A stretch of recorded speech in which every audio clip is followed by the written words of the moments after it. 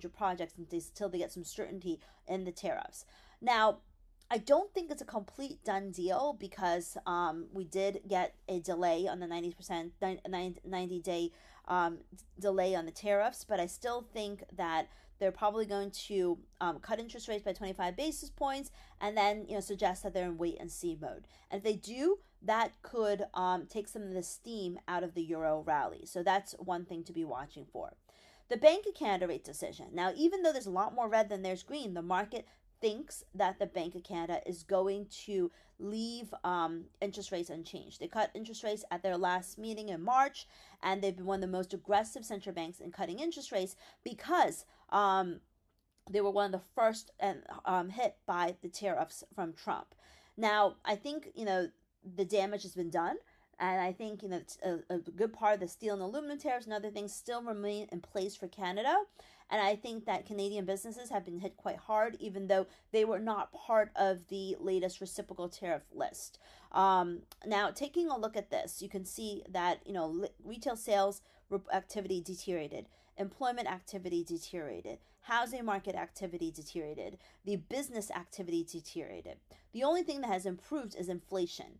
We've seen higher inflation on the consumer level and the core level. So from this perspective, I think the Bank of Canada will probably leave interest rates unchanged, but there is a small but realistic chance that they could cut interest rates again. And there's a small but realistic chance that Canada will fall into a recession as a result of these tariffs. But they've got Mark Carney as their leader, and he's got a lot of experience from the economy, from monetary policy, from he'll speak to Trump and handle different political leaders around the world. And so in many ways you can argue that they're in good hands. So hopefully they'll find a way out of this. So in a nutshell, the ECB is expected to cut interest rates. The Bank of Canada is expected to leave interest rates unchanged, but either central bank could do something that's a bit of a surprise to the market.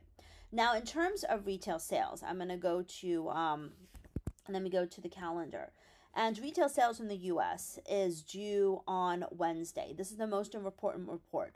So retail sales is due on Wednesday, and I think it's important for you to realize that the market expects stronger consumer spending.